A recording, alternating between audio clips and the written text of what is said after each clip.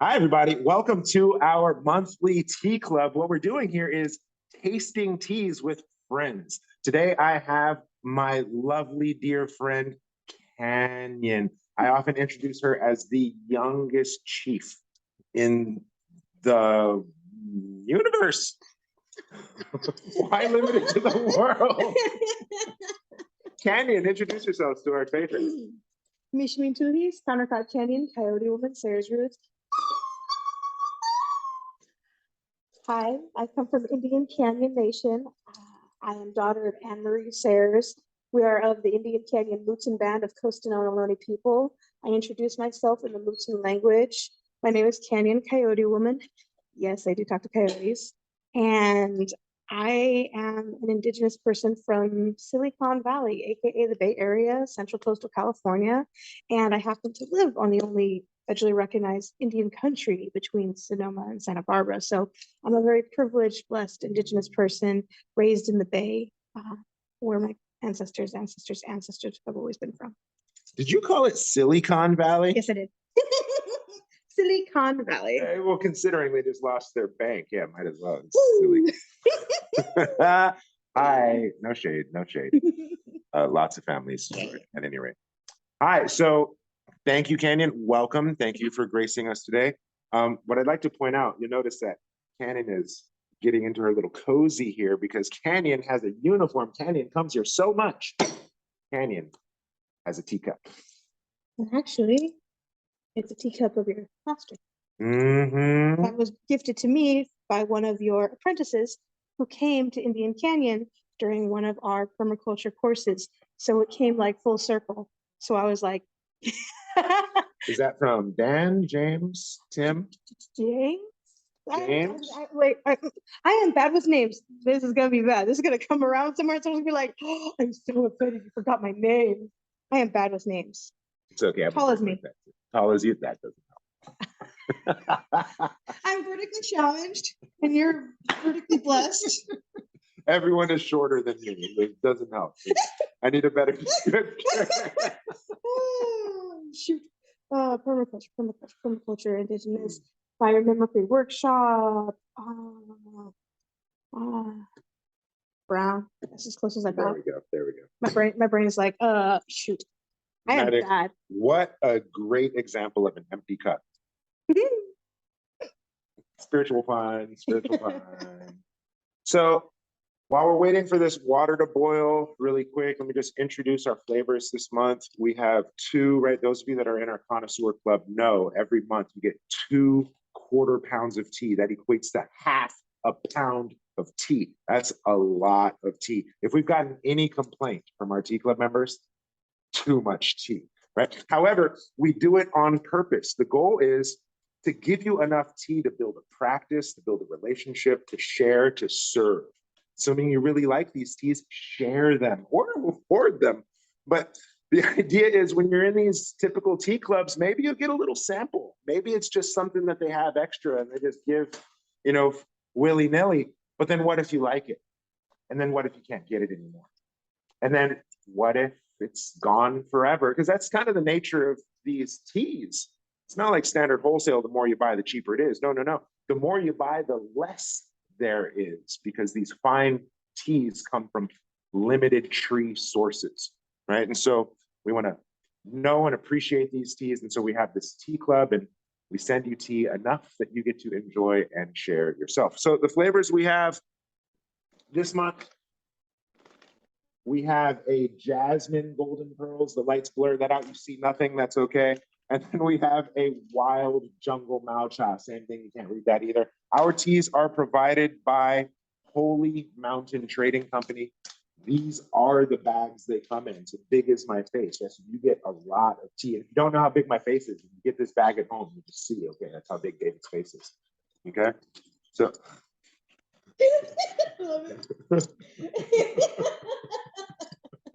A lot of tea. It's a lot of tea. Okay, so the first one I'll make for us is this Jasmine Golden Pearls. I'm going to be using a Gaiwan for this. And I'm gonna invite my guest to smell. Yeah, why don't you describe? Definitely Jasmine. She's got all the vocabulary. This one.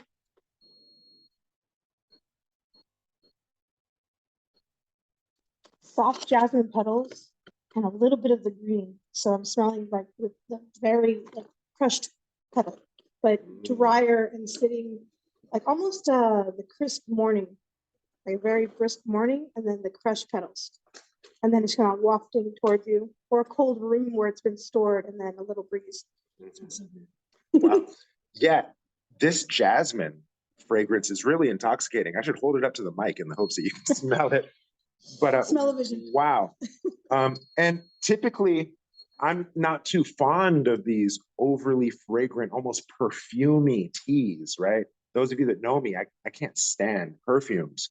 However, this is a very pleasant, it's soft, it's not overpowering or overwhelming. So beautiful tea. What I understand of this tea is it's a black tea, a black jasmine tea that's been rolled up. So you can see how tightly wound they are, Kanyon. And then I'll hold this up to the camera. Right. And so the cool thing about these balls is that as they brew, they bloom. Right? So while I go through this brewing process, and speaking of blooming these balls, Kanyon, why don't you tell everybody how we met? Horrible segue, horrible segue. That's my humor. Her and I have known each other for several years now. Yes. We have a rapport. Man. Gloriousness. Well, it is kind of unique because like I'm connected in the community as an indigenous. Well, I am a cultural representative of my tribal community. I'm an activist, I'm an artist, I'm a student of life, a teacher, a community member, a consultant. I have my own business, Kanyon Consulting, with Hey! And so that being said, in community, beginning of COVID, pre-pandemic times, I had been going through a lot, and I had suffered torn meniscus in my knee, bulging disc in my back. I was already going to a chiropractor, and the chiropractor was getting scared, saying, "You're not getting better, and you're saying your back is hurting more. I'm worried. I don't want to touch you." And then I was collaborating with many community members, and community members knowing community members connected me with his partner. And I was honored to be able to be worked on. And then when I explained the bulging disc, and she was like, "Oh, I work with my partner who I had that exact issue, and he can work great." I did not know that if this partner was a collaborator, a business partner, a lover, or a marital partner, spouse. And so when I messaged David, I'm just like, "Hey, your partner said you can work on me. They had a similar issue or something." It's like, who is this? What? Yeah, partner is such a vague term. Right. Well, because I'm polyamorous and I have many partners and I have many co-conspirators and collaborators. So I have business partners and associates. So I'm sitting here like, it's a unique word that I'm not going to make assumptions about.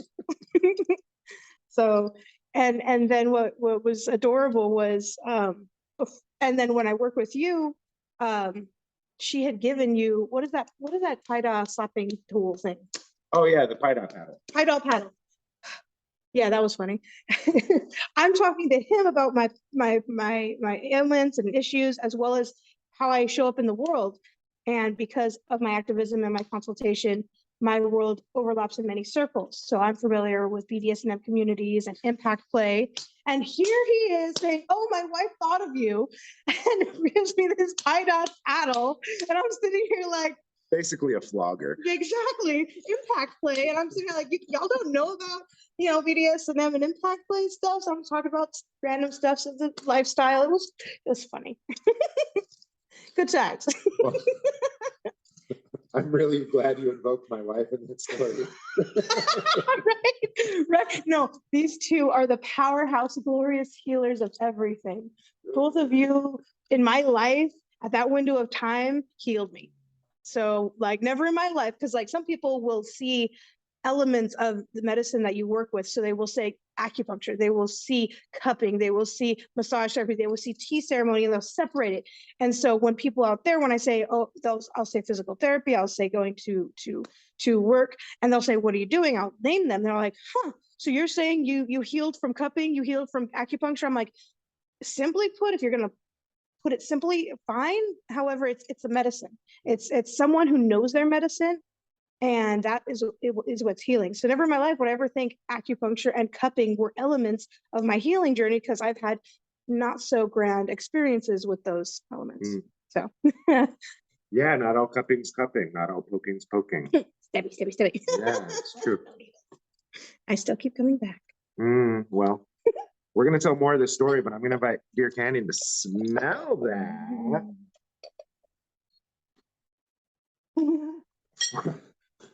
For these jasmine pearls, I'm using a 185. I don't want to go too hot, but I want to go too cool, right?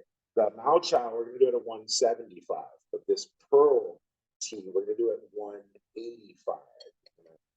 Cook them a little bit more because they're tightly wound, right? They're a bit more compressed and condensed, so they can take the heat. However, I don't want to scald them, so I'm not using boiling water like I would with pour. This 185 is what I'm choosing to do it. We're getting all the beautiful aromatic notes at that temperature. I realize that I'm talking into the camera and the microphone's here, so I hope you heard that.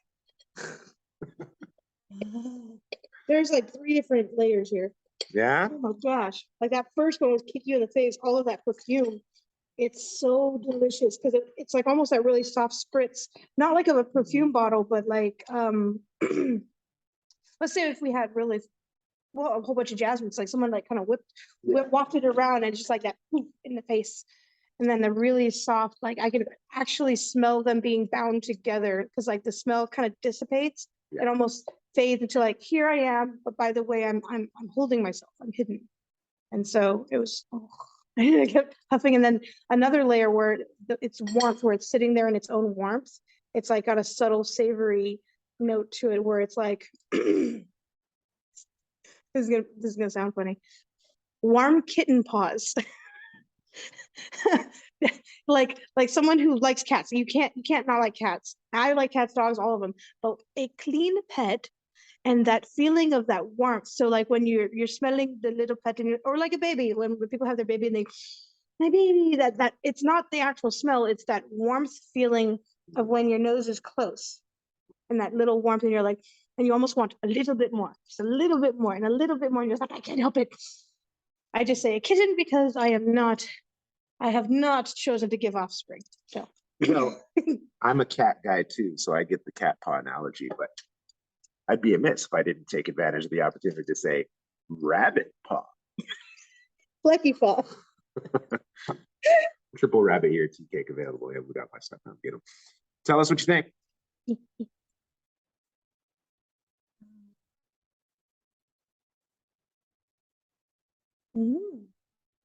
Soft, very soft. Probably one more brew, it's gonna open up a little more. Okay, there's sat at this tea table many times. Kanyon has been at this tea table before it was this tea table. Kanyon was seeing me when I had my office in San Francisco. I had that Pac Heights office out of the Healing Arts Mansion. And all of the stairs. And you would beat me when I take the elevator. Well, I jump down. Yeah, 1 step, 2 step, 3 step, you're done. 1 step, 1 floor. Pretty much. But yeah, 1801 Bush Street. That was my old office. I was in the penthouse, 3rd floor. Peace to Sophie, who is the land property steward of that spot. Her son, I was giving her son treatments, and wonderful build. It was the last stop of the haunted house tour. Yeah, last stop of the Underground Railroad. Yes. First stop of the San Francisco haunted house tour. It's got history. Okay, so then you were there, and then we were even in Berkeley when we didn't even have a tea table. Yeah. Berkeley. That was at Coco's office. Shout out to Coco. When I could not lay on my belly, I could not lay on my back. I was sleeping on my side or wedged pillows crooked for over 6 months. So I'm a side sleeper now. However, I was always a belly or side before my injury, but for 6 months, I was not able to sleep flat on my back, not able to lay on my belly. So that's when you were cupping me when I was on my side, hugging pillows. Yeah, so I'm gonna age myself. Some of you from my generation may be familiar with the beverage called V8. It's a mixture of 8 different vegetables. Still exists. You're not that old. Still exists. You know, Clamato, you know that drink, Clamato? No. V8, it's often used in Bloody Marys. V8, the old tagline was, have you had your V8 today? And the commercial was people like standing sideways, walking down the street sideways, because they weren't upright. They didn't have their V8 yet. And so when I first met Kanyon, Kanyon hadn't had her V8 yet, because right? So she had adult onset spinal scoliosis. I was literally walking, like, this is me now, but I was literally this crunch over. This is me standing and me raising my arm. I could only do this. Could not touch the sky, could not bend forward. Torn meniscus on my knee, and I was looking this way. Had to use a cane, could not put my body here onto the cane. Had to learn left. I'm a righty. So I was just limping and holding my hand into my hip because I was trying to ease the weight. So now I can do the things. You don't know what you appreciate until you don't have it.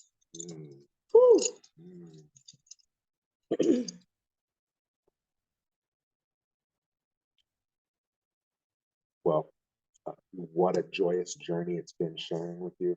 When I first met Kanyon, crooked, met you, I believe it was in the fall, winter, and then we got you, no, we met in the spring. Met in the spring, got her straight by summer, but then by fall, winter, got crooked again. But ooh, I was spicy. Ooh. It's Native American Heritage Month. I call it Rent Your Token Native Month when I'm fully of service to the community. My own relationships don't even get quality time from me. And so, yeah, when you get spoons from social environments, when you get spoons from being of service to the community, your body's on the line and you're helping other people and doing the things. So yeah, this one's hard for me. Chinese medicine, we say winter kick your butt. And so come spring, summer, got her straight again. And then we get another fall, winter, and kept her straight. And so now we're going on 3 winters now. Yep. That's a wonderful way to measure time. Right. Winters. Many moon I've known. No, 3 winters ago. Winter is coming and going, coming and going. Right. So what do you think of this tea? That opened up, definitely. Like, that is so sweet. I feel like I'm almost like nibbling petals. Well, nibbling. I love real tea. So None of that fake tea. I'm a sugar fiend. So when I was a kid, whenever someone would be like, oh, you want some tea? It would be like Lipton tea or bagged blended powdery tea. And I would always need either some sort of a cream or some sort of a sweetener. And so for the longest time, tea was always like, need sugar with it, need honey, need agave, need something sweetening. This is the first time that, how dare you even contemplate adding something to this? How dare you even consider? Like, I can't violate it. Like, even when I was home and I made some tea. I had some of your tea. It was one of the oolong ones. It was a little package.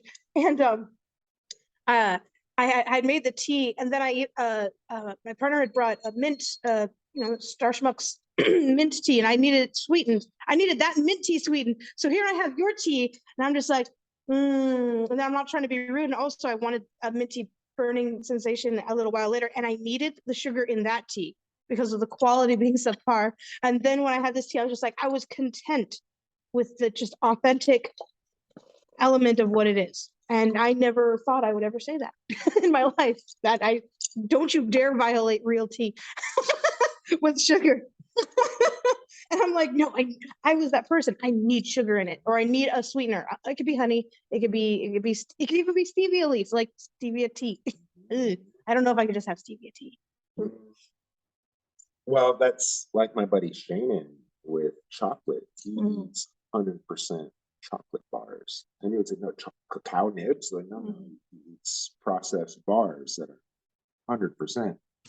And, you know, I took a bite of one. I did not work for me. He scolded me. He's like, you're supposed to suck on it. I wasn't feeling it.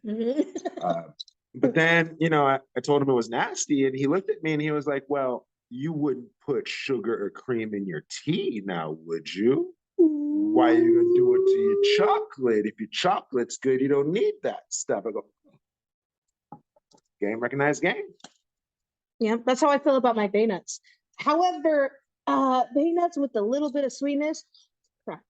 I have some bay nuts. Guess what? Like bay Nutella? Yeah, I just made a new contact. So we were here last week, and you met an amazing co-conspirator of mine who roasted some bay nuts.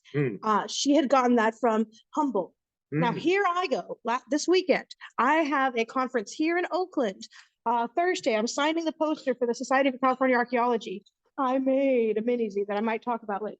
However, I made the poster. I'm doing a poster signing. I had a contract in Lake County that I needed to be at Friday. So I drove at 9:10 p.m. on Thursday all the way to Lake County, got there at 1 to then engage the public, the community, queer, pagan, holistic community, to talk about cultural appropriation and spirituality and land management stuffs. And here I meet an individual from here in Oakland who processes bay nuts, and he gifted me the equivalent of what would be a milk chocolate, but all it was bay nut and maple. And then he gave me an equivalent of what would be a chocolate fudge or chocolate bar, like a hard chocolate bar, which is just bay nut and maple because of the way it was processed. And he has the grinder that grinds the chocolate, whatever that really cool rock grinding. Don't know the name. All the water pestle. Well, it is that, but it's a machine, and it's the kind that the formal chocolate connoisseur beings do the thing with the thing. They have their special tools. He even had a nut cracking rotary turning thingy, and all he did was have a box fan underneath it to winnow it. So literally, box fan blows away the shells, and then the weight of the nuts, and you just crank it. You could do 150 pounds an hour. And I was like sitting here, like I had spent so much time cracking individual nuts just to process in a tiny little espresso, processor, just to make a tiny little poof. And here he has this big old bag, and I'm like, ah! And then he gives me chunk. He's like, here you go, here you go. I'm just like, precious. And I'm just sitting here like, oh my gosh. And then he just had a jar of light roasted and dark roasted. I'm sitting here eating the nuts. I'm just like, it took me to go all the way to Lake County to meet someone locally right here who wants to collaborate. And it's so good. It's so good. And then he gave me bay Nutella. So it's a thing. It is. It's a real thing. Bay nuts. I thought I was joking. It's a real thing. I have it in my car. What? Yeah. I serve Kanyon fine tea. The bay Nutella is still in Canyon's car. It's somewhere in my lovely mess of my life of a car. Did you know? How long did it take me to remember to bring a cup? That's true. That's true. I'm very spicy with Kanyon. Okay. So spicy. So, this tea has opened up lovely. It's a birdie. Can't even tell that we're rolled into balls at this point, right? So still a lot of life left in this tea. We can go on and on and on. However, we still have another tea left here to explore. I mentioned earlier that I'm doing this tea not as hot. We're doing it about 170, 175. This is a wild jungle Mao Cha. Now,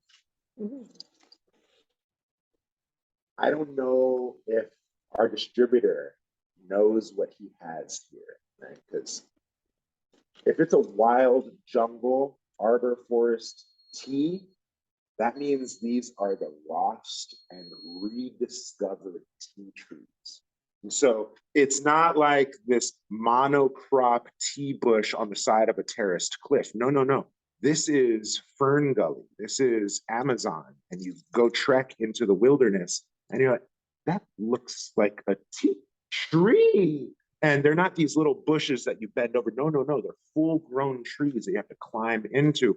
And so distinct from a monocrop tea culture, these wild jungle teas they have what's called a hat, a belt, and boots.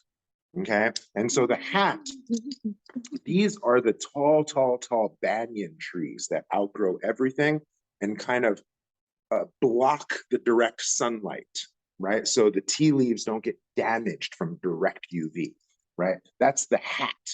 Then you have the belt. And so the belt would be considered the diversity of the jungle, right? Because again, it's not monocrop. So all these plants have symbiotic relationships, and that would be the studded belt that you got, right? And then there's also the boots. And so the boots would speak to the soil. Again, this diverse climate is going to have really rich soil as well. So these wild jungle teas are rediscovered lost tea trees from lost tribes, and find them again. And now these teas are celebrated because they have hats, belts, and boots. Right? Does that make sense? Did I explain that well?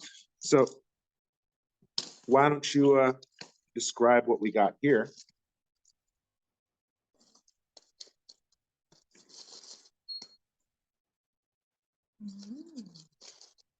Way more green, right?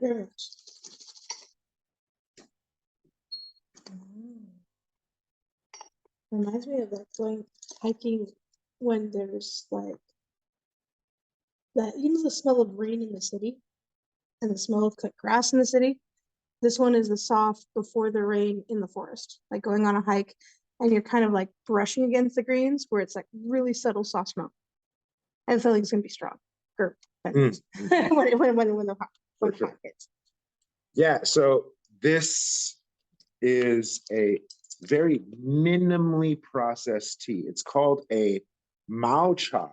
And basically what it is, it's the leaf harvested, dried in the sun. You get one preliminary roast in the wok, and that's it. Very minimally processed.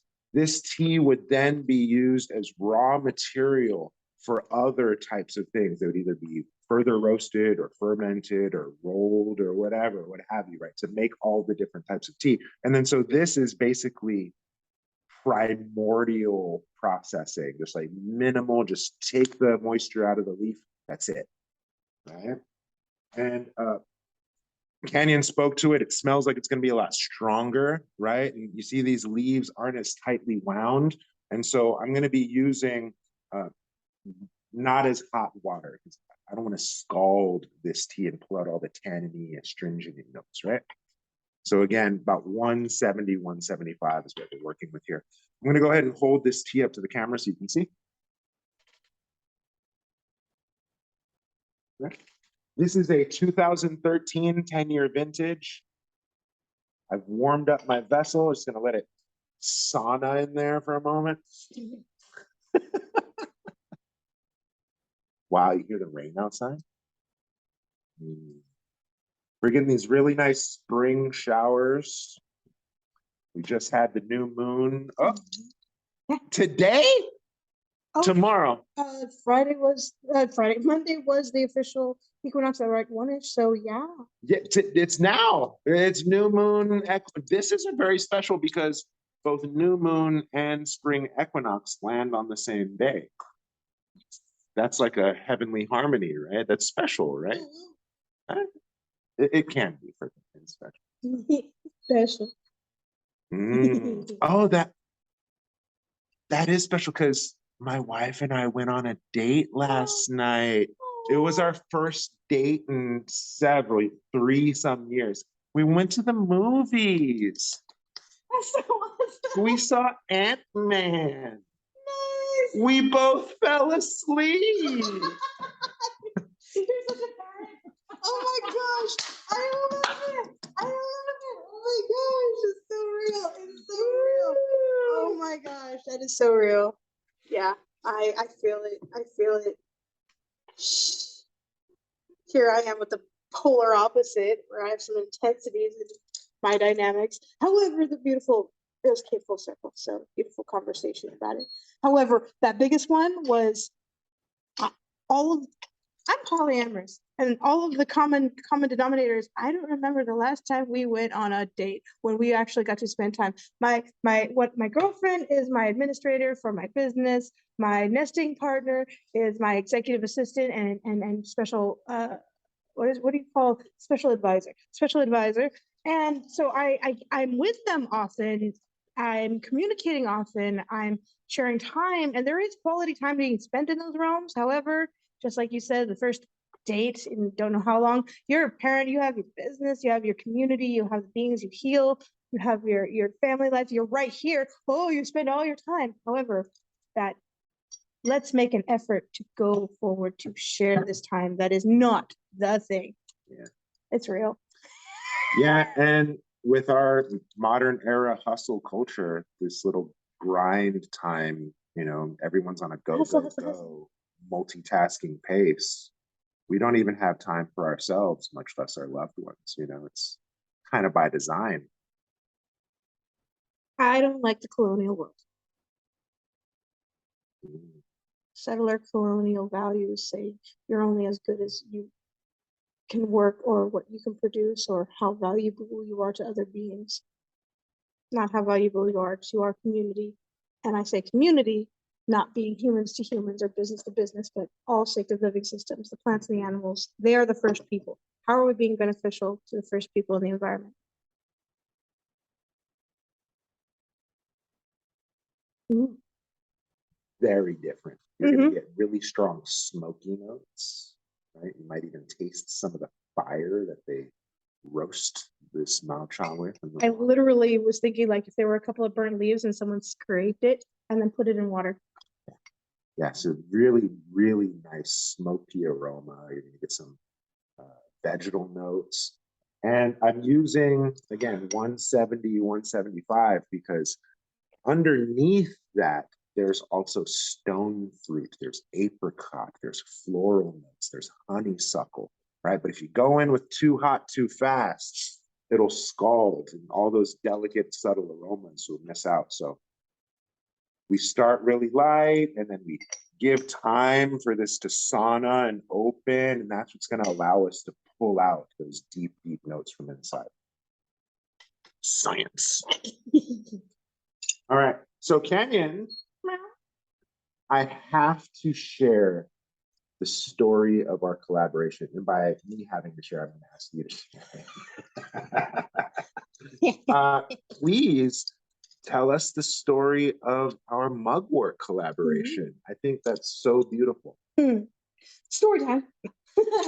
Well, as our healing journey has led me to get better physically, mentally, emotionally, spiritually, we would always have conversations about, here I am, a California native in Central Coastal California, the western edge of the world, the Western Gate. And here you come from an amazing lineage further east, and bring in your community culture and understanding and the knowledge of your peoples and the peoples that your peoples have encountered and all of the medicines on that journey. And as an individual on my land that's learning about tech, traditional ecological knowledge, another word for saying indigenous science and land management methodologies, and just being a good ancestor in training and stewarding our homelands and being responsible and having a reciprocal relationship to our environment. What a concept. We started talking about like mugwort and how there's mugwort in both of our communities' territories and how it's a beautiful medicine that works in so many ways, from utilizing it topically to help aid in the oil transmission of poison oak and of stinging nettle, how it's aromatic and it can help with dreams, how you can ingest it, and actually for women it could help our cycle and our moon time, as well as possibly encourage eggs not to attach. and so it is a medicine that is beautiful, diverse, and strong. And what is it? What some people call it, like wormwood or the wormwood family. I never know the Britannica name and all that. Just mugwort is a common layman phrasing that I'm familiar with. However, it grows everywhere on our land. And springtime is when we had a conversation, and you were talking about something about food and actually like food spaces and community members who don't have access to food. And even when people do have access to food, like some of these food pantry things, here they get a big old pile of food and here you go. And I have been a recipient of food pantry food and not knowing what to do with it to maximize its potential. I've let my ADHD sometimes lets food go bad. So I've been that person who doesn't take care of that. So when you started conversing about food and connection and integration in conversation, I was like, hey, let's talk about the things. So I invited you to Indian Canyon to do some stuff. So yeah, Kung Food.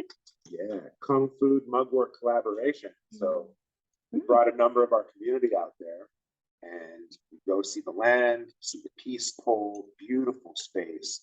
And we harvest mugwort. It was so sweet to hear Kanyon tell stories of how she interacted with the land as a youth and then parallel those stories with tea experiences. Really, really fun. At any rate, with this mugwort, one of the most striking experiences I had in that occurrence was Kanyon sang a beautiful mother's song, grandmother's song. Yeah. And that's how we initiated, right? We invoked the grandmothers before we started along this harvest. And when I told the story to my teacher back in China, he goes, oh, you know, before you harvest mugwort in China, you sing to the hemp goddess, right? And just the parallel of the practice of invoking that feminine matriarchal energy into the practice of, you know, harvesting these medicines. And in Chinese, mugwort translates as ayao. I translates as love. It's literally the medicine of self-love. And what's special about this medicinal property is that when you light it, the smoke goes down. Most of you know heat ascends, smoke ascends, but very special. Mugwort smoke goes down. It's heavy, it's got some density to it. And so it's used medicinally. We burn it, we like roll it into these cigars almost, and we burn it, like hold it over, you know, tender parts of the body that are maybe swollen or inflamed. So mugwort, powerful, powerful medicine. You got something to share? Hisen, Hisen, Hisen in Mutsun and Sen in Ramsian, or estafate in Spanish, is the word for mugwort in my language. I'm still reconnecting to language and culture, language revitalization, because the last fluent speaker in our language passed away in the 30s. Fun fact, actually, the Mutsun language is highly documented. It's one of 3 highly documented languages here in the Bay of 8 language dialects. That is from San Francisco to Monterey. 250 language dialects in California. California is the most linguistically dense territory this side of the Northern Hemisphere pre-contact. Wow. However, almost like India or something. There's a few other places that have higher densities, but this side of the Northern Hemisphere pre-contact. So 8 languages in the Bay, 3 of them highly documented. Mutsun is one that is extremely documented. Did you know, live long and prosper, the individual who went to school at UCSC and UC Berkeley got his PhD in the Mutsun dialect and went forward studying many languages, yes, but went forth and helped develop the Klingon and Vulcan language. Mark Okrin has my birthday, has my mother's birth year. What? Yep, exactly. And he actually went and consulted and helped with the Na'vi language in Avatar. And so I'm just sitting here like, hey, can you acknowledge California Native languages every time you start talking about this? Because yes, you studied many languages. Yes, it's never existed. However, when you learn from something that maintains its rules and its understanding, let's give some credit where credit's due.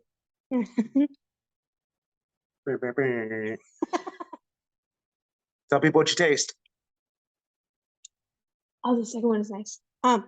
The first one, well, this one has still the tea astringent flavor that I usually, the tannins that usually, first note usually hits me on the side of the tongue, and the side of the tongue. This one's hitting the top finally. Almost like when I was a kid and I used to nibble on different grasses and I found like a bitter one. I was like, oh, it's strong. When I was expecting sweet, at the same time, it was that flavor where it's like, I'm still okay with this. So I keep going. Didn't I just tell you how Kanyon draws stories of her childhood relates to tea. One time you had tea that reminded me of alfalfa. I used to feed my horses. I used to pluck the purple flowers from the pressed alfalfa, and it took me straight back there when I was literally just doing. I'm like, oh my gosh, it took me right back there. That's beautiful when Yes, that was weird. step out of this linear construct of time, and something like tea can become a time machine, take us back to our childhood, to a special time. That's fascinating. We're pretty far along in here. I thought it was just going to be 20, 30 minutes, and here we are close to an hour. So, Miss Kanyon, why don't you tell us what you're up to and tell us where people can find you? Right. Kanyon Consulting is my business, kanyonconsulting.com, both with K's. I just created a Indigenous Solidarity pocket guide. That is for you. Oh, what? Yeah. And so pretty much the first time I ever learned about mini-zine technology, the art of folding paper, quite similarly to different formats of like origami and such, there are times that we learn if you have this opportunity to fold paper and create the opportunity. I'm doing this for you because I want to create it to show it on camera really quick, that when I have workshops sharing this with people, they are creating new neurosynaptic connections when they are creating this little piece. So when they learn how to, I don't know, cut a straight line without paper. Oh, wow, without paper. Cut a straight line in paper without scissors. Yes, I can speak English good, I can. When you have a single piece of paper and these 8 little tiles, you can strategically fold it, and set it down. And once those folds become apparent and you let your inner OCD shine by letting those corners align, I encourage people to be happy and celebrate how they get really focused on something, wanting something. They then get a chance to fold. And also, we'll always do this. I tell them sometimes we learn some bad habits. We crease the spine and we say, hey, it's time to go on a new journey. Let us learn some good patterns and good habits to get aligned with everything else that we want in our life. We now have an 8-page document that talks about pillars of allyship, that talks about checking your fragility and how entitlement and fragility steer conversations, accepting challenge accepted narrative, don't take and regurgitate, nothing about us without us. I put some QR codes to a source book of education for cultural resource management, a website link. I indigenized a logo of the Society of California Archaeology for the Native Programs Committee. We talk about we are in the Anthropocene. We as humans are studying ourselves and observing ourselves. Ontological belonging, relation to land, home, and place-based knowledge. A timeline, talk about waves of genocide. Did you know the first time that the Native American had the right to practice religion freely was 1978? Here in California in the 1850s. Oh wait, that was gold rush when everybody was coming west. $5 a head, 50 cents a scalp for legal genocide to eradicate the California native who was in the way of everybody's gold. So yeah, I had to be a little bit of sassy and salty and point out that, hey, cultural resource management.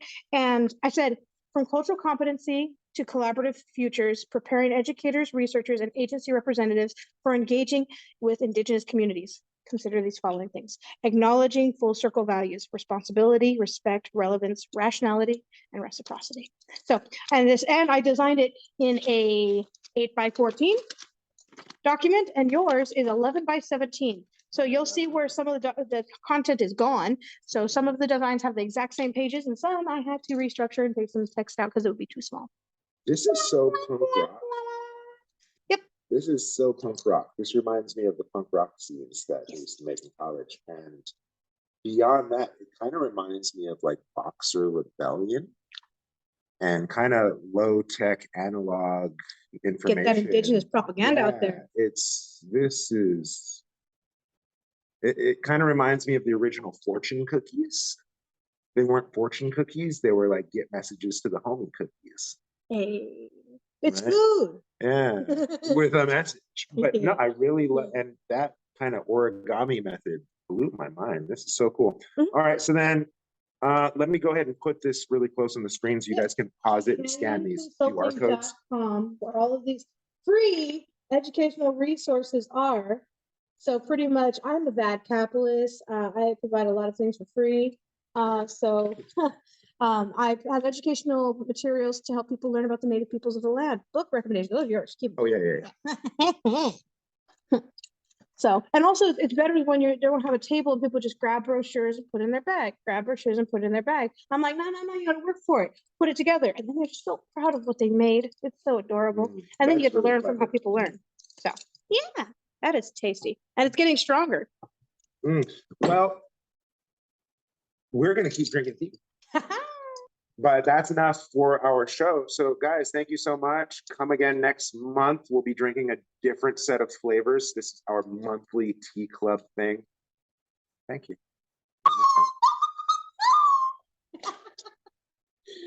Awesome.